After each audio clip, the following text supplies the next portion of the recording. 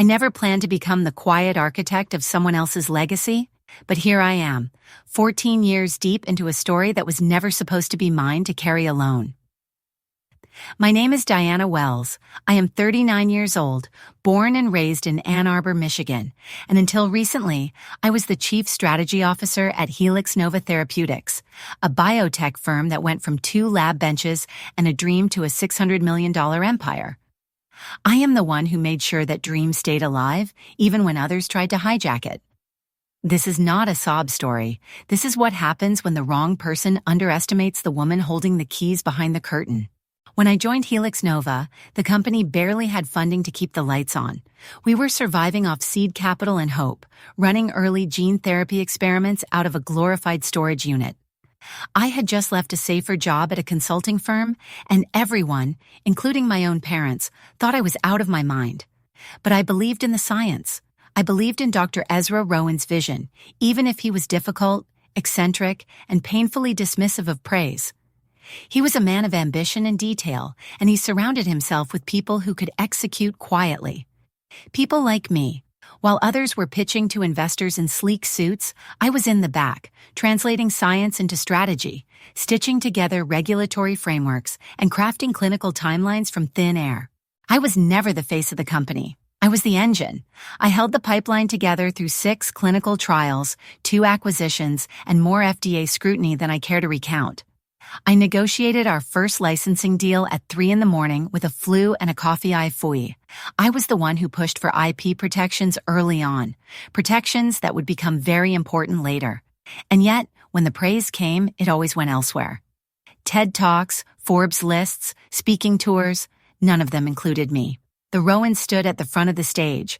I stayed in the wings, smiling through it, because I knew what we were building mattered. Ezra, for all his brilliance, had one massive blind spot: his son, Caleb Rowan.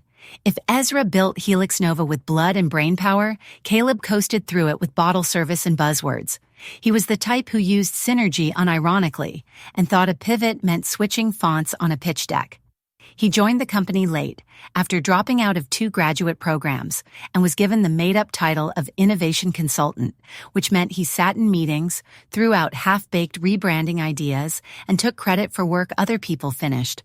Once he suggested renaming our lead therapy Curify because it sounded modern. I nearly choked on my coffee. Still, I tolerated him. I gave Ezra my best advice, my loyalty, and my silence whenever Caleb embarrassed the company at industry events. I cleaned up messes without saying a word. That was my job, right? Hold the company steady while the Rowans played royalty. I was good at it. Too good, maybe. Because when people do not hear you complain, they start to believe you are fine with being overlooked, that you enjoy being invisible, that you will stay quiet forever. I let them believe it. But here is the thing about being the quiet one. You see everything, every weak point, every decision made from ego instead of logic, every name that got hired because of a last name and not a resume. I saw it all. I watched Caleb build his image, not his knowledge. He called our scientists eggheads behind closed doors. He once told our financial team, "Numbers work if you believe hard enough." The man ran off confidence, not competence. It would have been laughable if it were not so dangerous, but I was not laughing. I was calculating. I never expected gratitude. I never needed a trophy, but I did expect integrity, and when that disappeared, I stopped playing nice. Because the truth is, Caleb did not just ignore my contributions, he insulted them, publicly, repeatedly, as if I were nothing more than background noise in his little story of inherited success. He thought I would stay quiet. He thought I would keep doing the heavy lifting while he ran the company into the ground. What he did not know was that I had already built the escape hatch. He just had not tripped over it yet. This story is not about one man's arrogance. It is about what happens when the wrong person assumes the woman in the back row is too polite to fight back. I was not always like this. Sharp-edged, strategic, cold. But after 12 years of holding this company together, while someone else put their name on the door, something inside me shifted. And by the time Caleb finally pushed me too far, it was already too late. He had handed me the perfect reason, and I was ready. If you ever want to understand how dangerous a last name can be in the wrong hands, just spend 10 minutes in a boardroom with Caleb Rowan. The man was biotech royalty with none of the royal blood to back it up. He had the title, the access, the family trust, and the charm of a guy who thought he could wing his way through molecular biology with buzzwords and a 6-slide deck. Caleb was not just unqualified. He was a walking cautionary tale about what happens when legacy is mistaken for leadership. He called DNA that twisty ladder thing in front of investors once. Not joking, in front of real scientists. I nearly swallowed my pen. What made it worse was not just that he was ignorant, it was that he was proud of it. He wore his inexperience like it was disruptive innovation, like somehow not knowing anything meant he was going to shake up the industry. Once, at a major symposium, hosted by the National Cancer Research Alliance, he took the stage, smiled wide, and pitched a psychedelic mushroom partnership. That was not the shocking part. The shocking part was that he pitched it during our update on a precision oncology trial. I sat there in the third row, watching investors shift in their seats, watching Ezra's name carry Caleb's nonsense across the stage like it was gospel. Everyone laughed politely. I did not. Because I knew better, and I knew it would not stop there. Behind closed doors, I called him PowerPoint Prince. It started as a joke, a way to vent to my team when we were stuck fixing yet another one of his disruption strategies that ended up breaking something critical. But the joke stopped being funny when it became clear that no one above him was going to stop him. The board did not see the mess. They saw his name. They saw Ezra's son.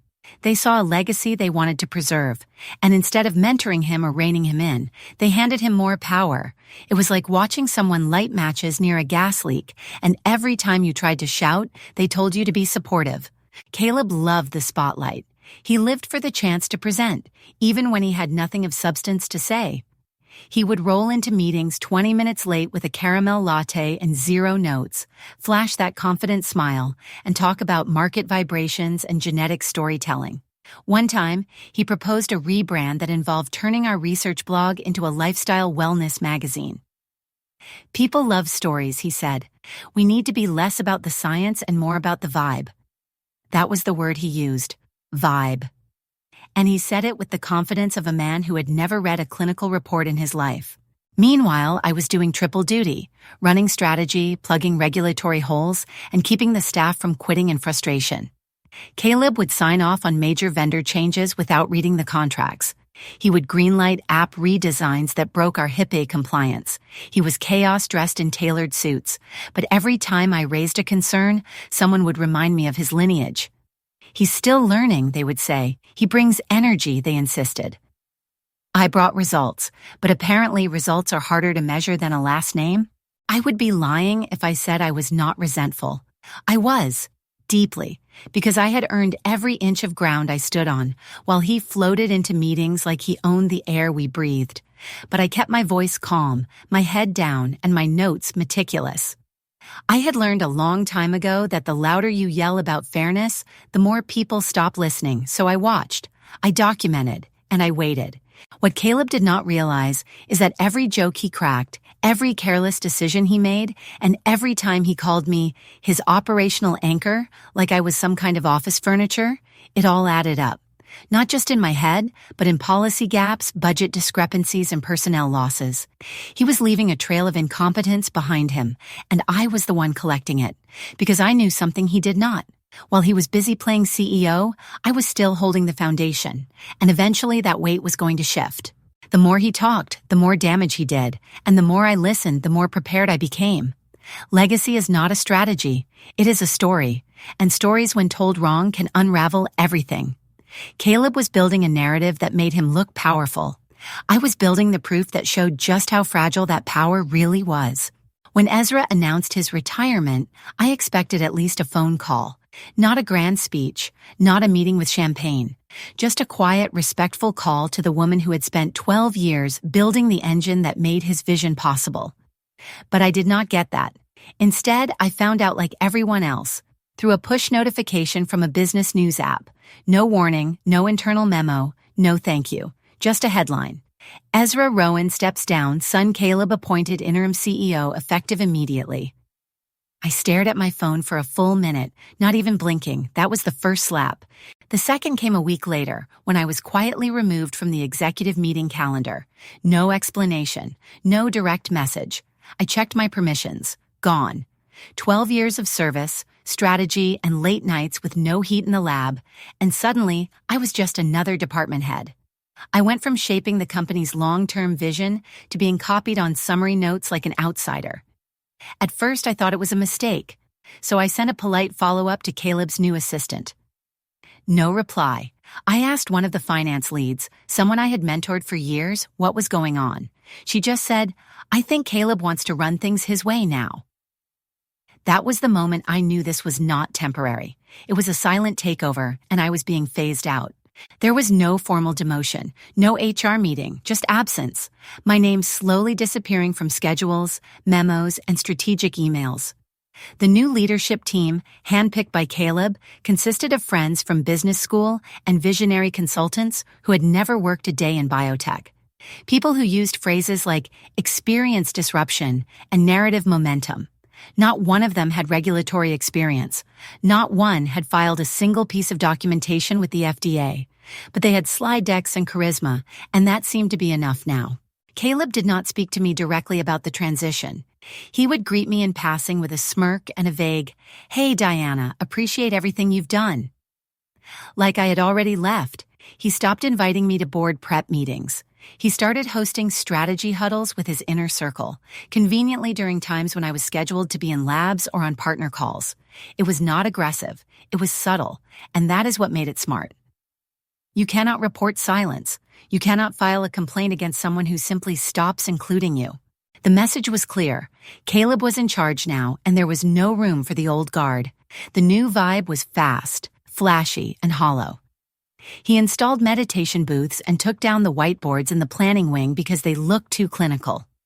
He started dressing like a tech founder, hoodies, sneakers, and expensive hair gel. He posted inspirational quotes on the company's social feed. "Greatness is born in discomfort," he wrote, beneath a filtered photo of himself in the executive lounge. Meanwhile, I was sitting in a conference room explaining to legal why his latest vendor agreement could trigger a breach of contract. I was not angry at first. I was shocked. I kept thinking, surely Ezra will call. Surely someone will say this is not right. But no one did. Ezra had vanished into his quiet retirement in the Rockies, and the board, made up mostly of investors with no real biotech background, was too dazzled by Caleb's energy to notice the erosion of expertise. I realized that if I waited for someone to stand up for me, I would be waiting forever, so I stopped waiting. Instead, I started watching, listening, documenting. I knew this company better than anyone. I knew where the pressure points were. I had seen every version of the budget, every contract, every clause. I had helped build the foundation. And now, I could feel the cracks forming. The silent takeover had begun, yes. But what Caleb did not know was that I had already seen the ending of this story. He just had not read the fine print. Caleb wasted no time reimagining leadership, as he liked to call it. Within 10 days of becoming interim CEO, he made it painfully clear that his vision for HelixNova had nothing to do with science, compliance, or long-term viability. It was all about aesthetics and ego. The first thing he did was dissolve the regulatory affairs team. Gone, just like that. A department that took years to build and held the keys to every FDA submission, every compliance audit, every international licensing requirement. He axed it with the stroke of a pen and a smug smile, claiming it was a redundancy in today's agile landscape. That department was not just functional, it was essential, but to him it was outdated. Then came the rebrand of space, as he called it. Our war room, where we used to huddle during clinical trials, solve real-time setbacks, and walk through crisis strategies, was stripped of its monitors, charts, and whiteboards. In their place? Beanbags, scented candles, a faux grass carpet. He renamed it the Zen Collaboration Space. I remember standing in the doorway, watching two data analysts trying to balance laptops on yoga balls while discussing batch contamination protocols. It was surreal. It felt like a parody of a tech startup, except we were not building an app. We were building life-saving therapies. The moment that finally made my blood boil was when he fired Dr. Mateo Cruz. Mateo was our lead compliance officer and probably the only person who could have pulled us through the backlog of FDA audits that had stacked up after our last expansion. He was sharp, detailed, and had relationships at every level of the regulatory chain. His firing was not based on performance. It was based on culture fit, which Caleb later explained meant Mateo took things too seriously and did not vibe with the new energy. I looked him straight in the eye and said, "You're gutting the engine while we're still on the racetrack." He chuckled like I had told him a dad joke. "That's your old school mindset, Diana," he said. "We are not running a compliance firm. We are building innovation culture. You have to learn to unthink structure." I wanted to scream. Instead, I stood there and nodded, already adding that comment to my private records. It was day 10, not even 2 weeks in, and he was already dismantling the very systems that had kept us stable for over a decade. The worst part? He was proud of it. He started every morning with team-wide emails titled Daily Disrupt, full of vague motivational lines and links to productivity blogs. No one dared respond. His new team, the so-called vision architects, walked around with iced matcha and buzzwords, hosting spontaneous alignment circles in the cafeteria. They rolled out a corporate Slack channel called Yashtar Soul of Helix and encouraged employees to post gratitude reflections instead of status updates. All while clinical workflows stalled, compliance files piled up, and partner deadlines were quietly slipping through the cracks. I tried in the beginning to raise flags. Not loudly, just with concern. I sent 2 memos to Caleb about the audit deadlines. I outlined the risk exposure from the terminated regulatory roles. Both were ignored. I watched one of his consultants delete my comments in a shared project doc and replace them with emojis. Actual emojis. A smiley face where I had once listed a compliance dependency. It became clear to me that logic was not welcome in Caleb's vision of leadership. Neither was experience. Neither was I. His approach was not just reckless, it was deliberately hostile to anyone who reminded him of what real leadership looked like. He wanted followers, not thinkers, vibes, not structure, and in his mind I was part of the old world he was trying to erase. So I stopped offering advice, I stopped correcting errors, I stopped sending memos, I let the beanbags pile up and the scented candles burn, and I kept documenting. Every deleted department, every ignored warning, every line of risk that moved from managed to exploding. Because while he thought he was building a new culture, I knew he was building a timeline. And eventually, someone was going to have to answer for it. He did not fire me. That would have been too obvious, too neat, too honest. Caleb preferred erosion over confrontation. He knew firing me outright would raise questions. I had too much history with HelixNova, too much credibility, and too many allies outside his shiny new circle. So instead, he started what I privately called Operation Undermine Diana. Slowly, methodically, insultingly. Projects I had led for years were reassigned to recent hires and interns. People who still needed Google to explain biologic shelf life were suddenly the new project owners. And me? I was left to watch from the sidelines without even the dignity of a conversation. First, I was removed from strategy syncs, then budget planning. Then I was cut from partnership calls I had personally built. I tried not to let it show. I kept my tone even and my face neutral, even when I received calendar invites for meetings I used to lead, now run by Caleb's collaboration chief, a woman who once asked me what a molecule actually does. It was death by 1,000 cuts. The most humiliating moment came at the Mid-Atlantic Pharma Innovation Summit. I was listed as a speaker, invited months ago, back when I was still treated like a core part of the company. But when we arrived, Caleb walked up to the panel coordinator, shook her hand, and said, "Diana is support staff. She's just here to help us prep slides." I looked at him, waiting for the punchline, but he was not joking.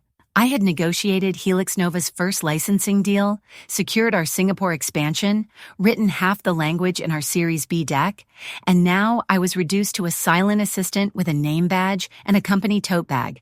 The panel coordinator blinked, glanced at me, and said nothing. I said nothing too, but inside, something shifted. Not pain, not shock, something sharper. I did not cry.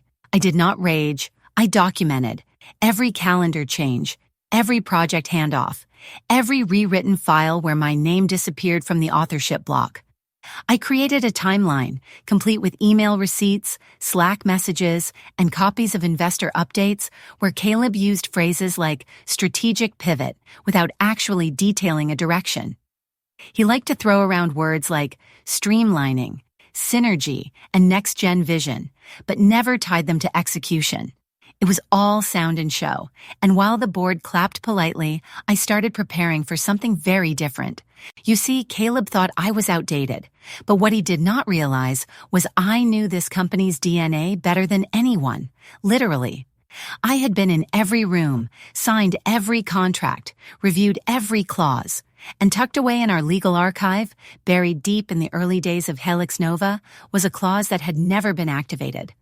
A clause that Ezra and I had created as a just-in-case measure, back when the company was still small and fragile. It was a kind of fail-safe, tied to intellectual property licenses and triggered under very specific leadership conditions. No one had ever touched it, until now. Caleb was too busy curating his Instagram-style leadership image to see what was happening behind the scenes. Every time he called me support staff, every time he introduced me as just helping out, I smiled.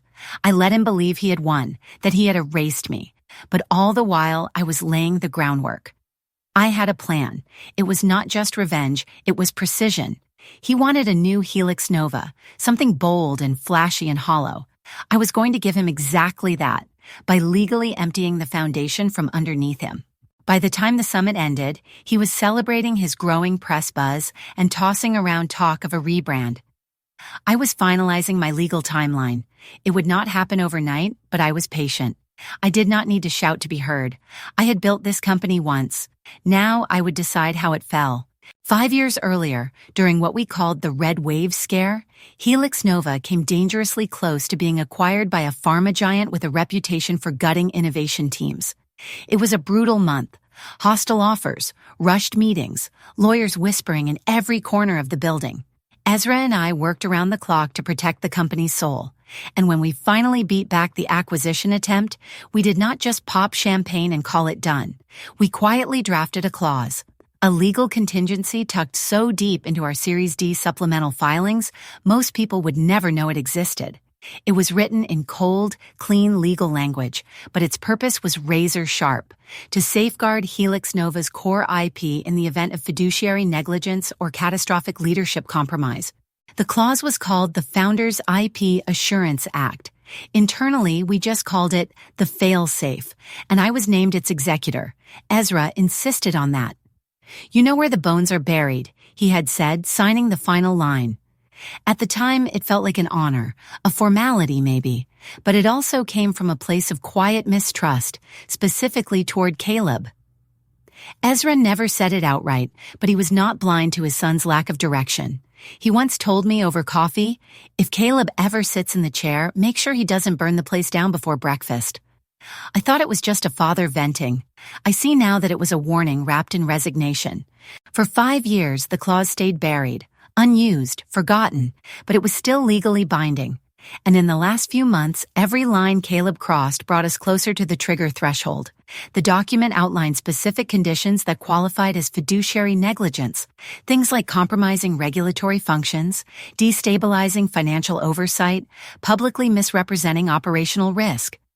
Caleb had done all 3 by his 2nd month. By the 3rd, he was leaking patent timelines to journalists and removing safety checks from our clinical trial review board. If there had ever been a moment to activate the failsafe, it was now. I pulled out the original filing from my secure archive. The paper was still crisp. My name was still listed as executor.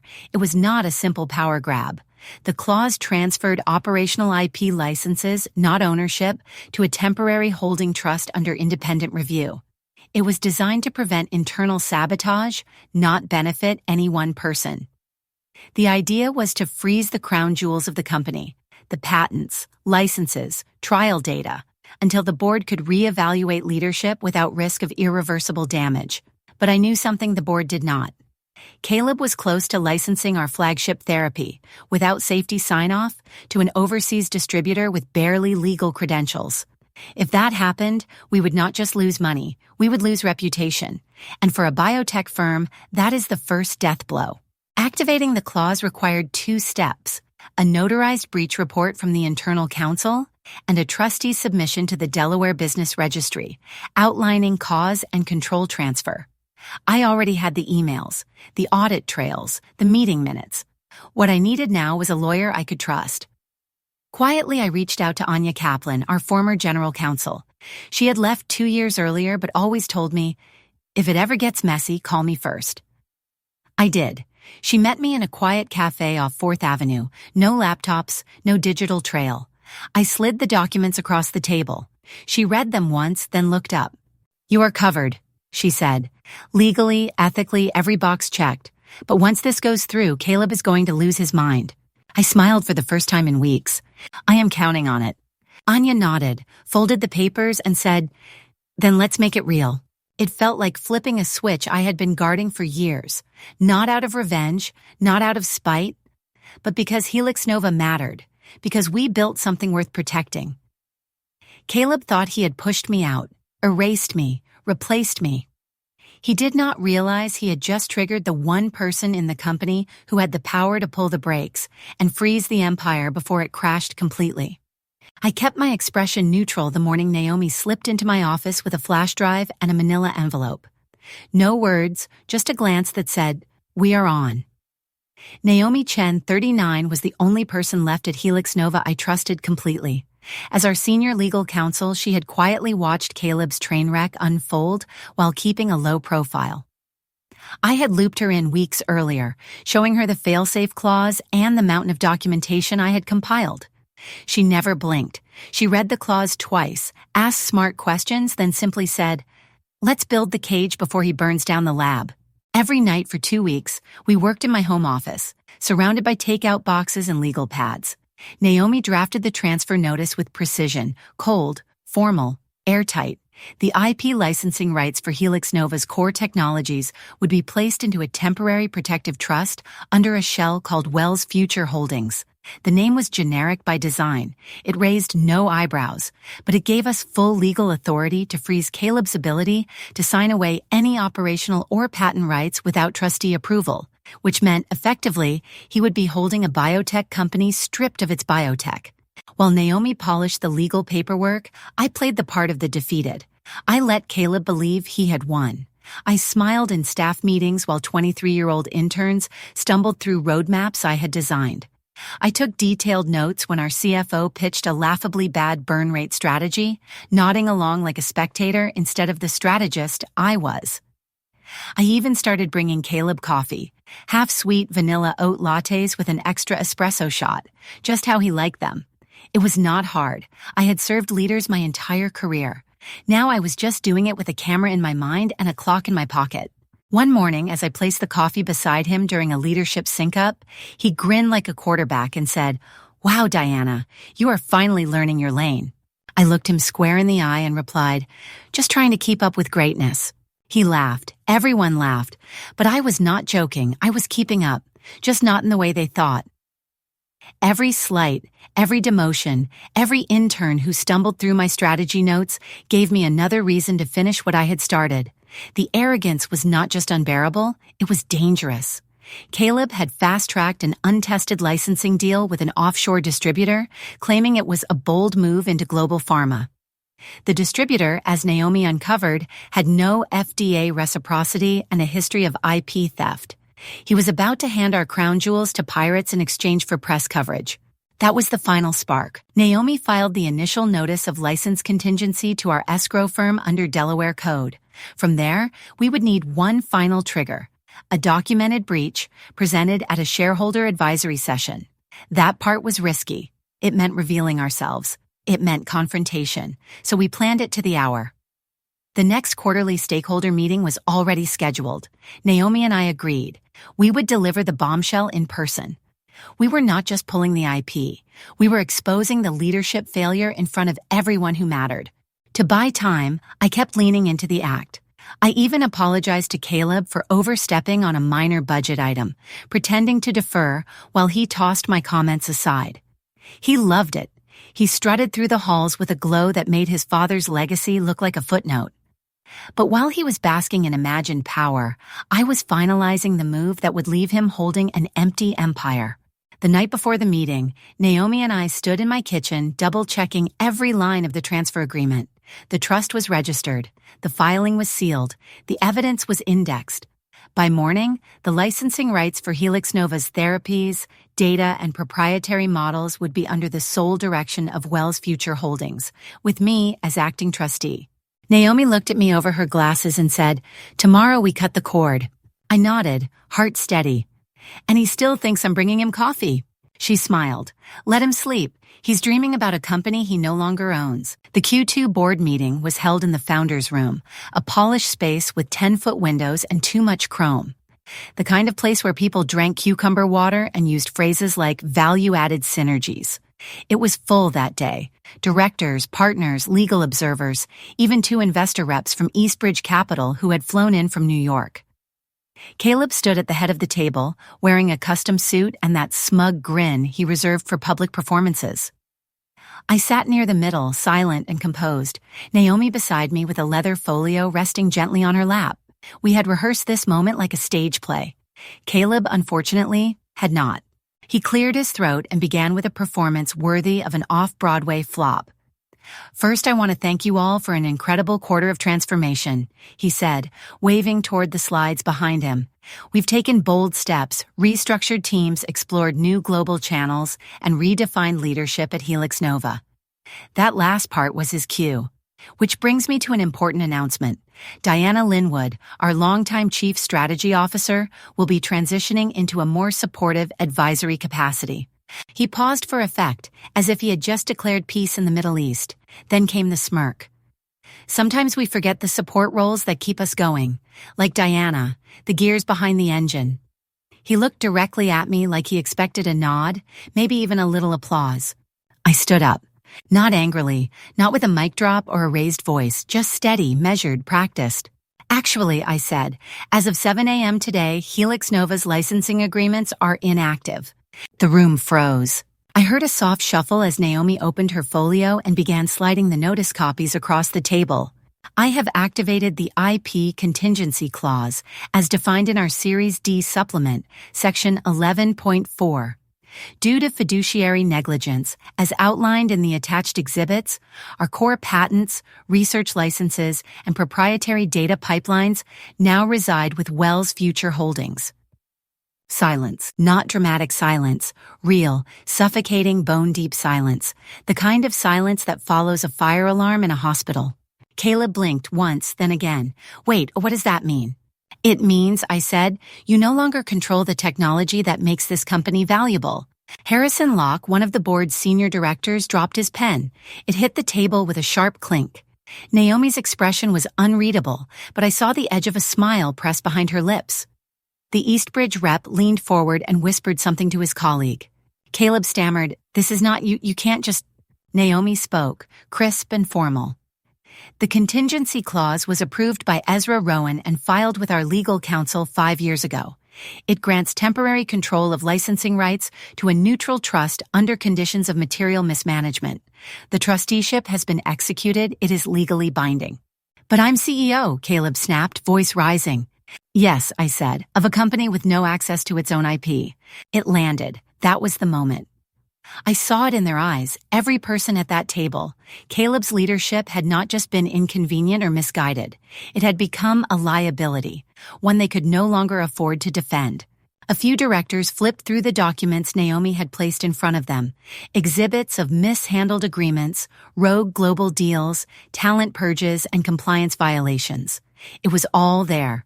Every move I had quietly logged for 3 months, every email, every agenda, every blunder wrapped in corporate spin. "I recommend," I said calmly, "that the board immediately appoint an interim operating committee until the trust review concludes. Otherwise, HelixNova may find itself open to litigation and regulatory freeze." The chair of the audit committee, Lila Mahoney, spoke next. "We will need to review this in closed session," she said, voice tight. Immediately. Caleb looked like he had swallowed a light bulb, bright, exposed, burning from the inside. He opened his mouth, then closed it. The smirk was gone. I sat down, calm, focused, finished. The PowerPoint prince had just lost his crown, and the silence, that was the sound of the board finally waking up. The implosion came faster than I expected.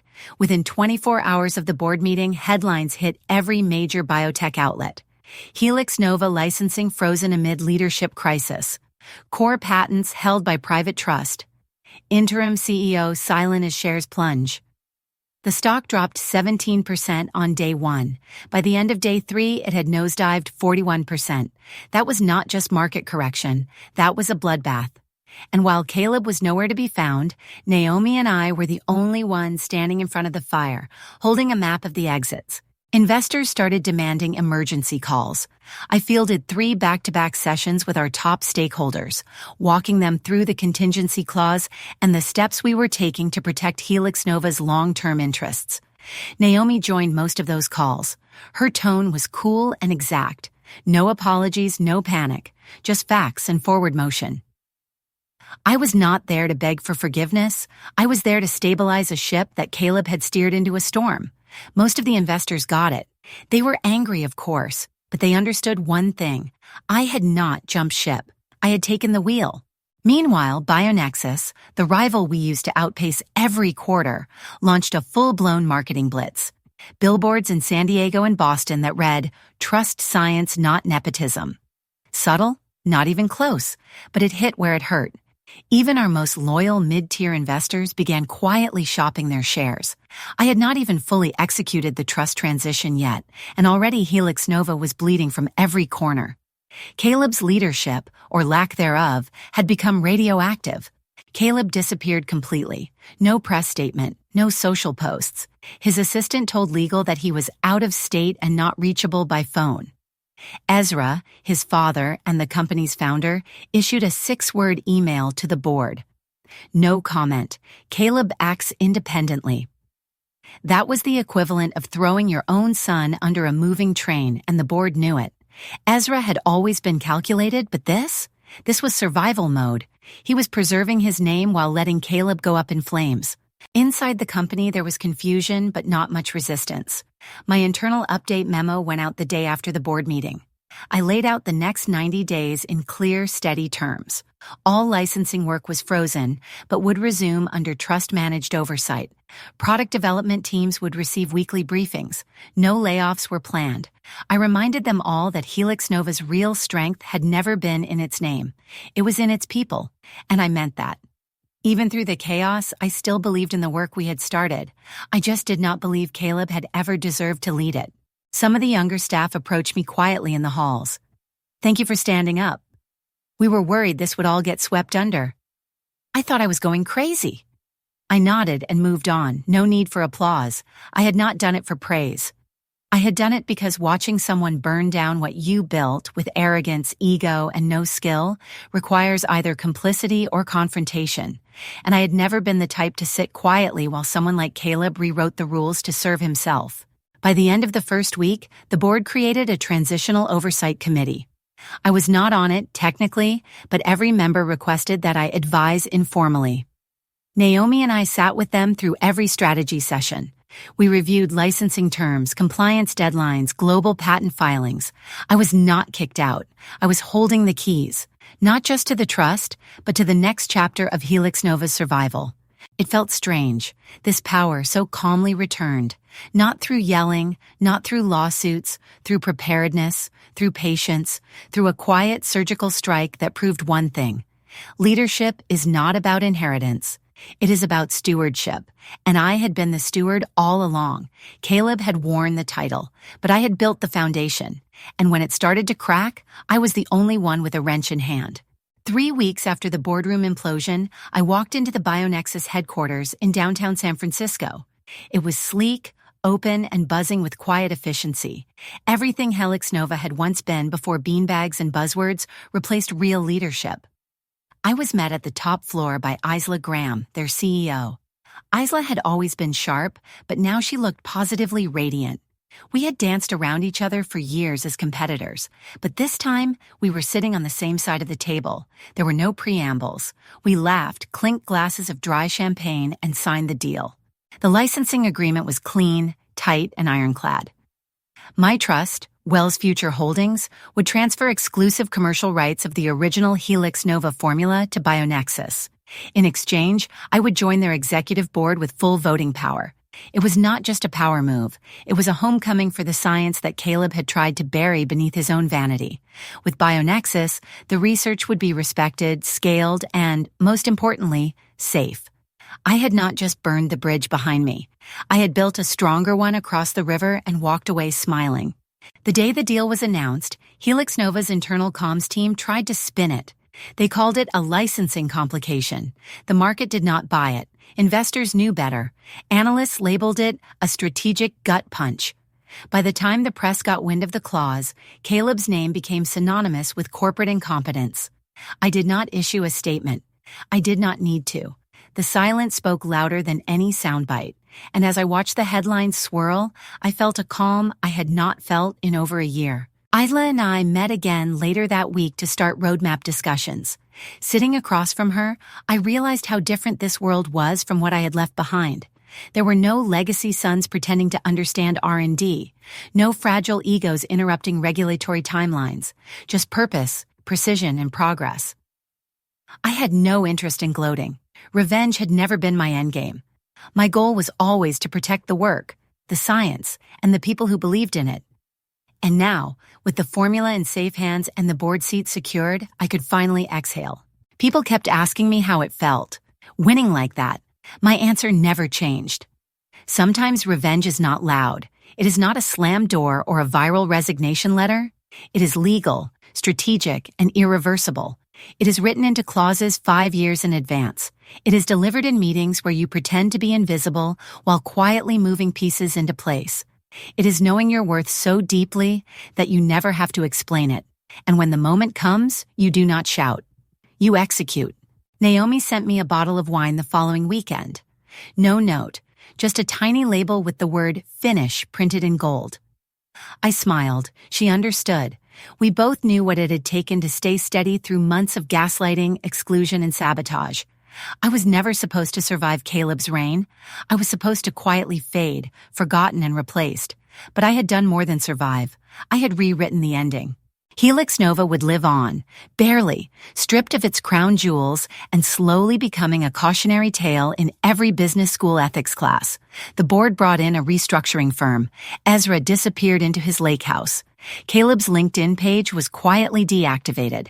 Meanwhile, Bionexis began prepping our clinical trials under the original roadmap I had crafted back in year 7. The one Caleb said was too methodical. Turns out, methodical wins the long game. Today, I work from a bright corner office overlooking the bay, where I split my time between board strategy and early-stage innovation labs. I mentor young scientists. I vet new therapies. I make sure no one like Caleb ever gets near real research again.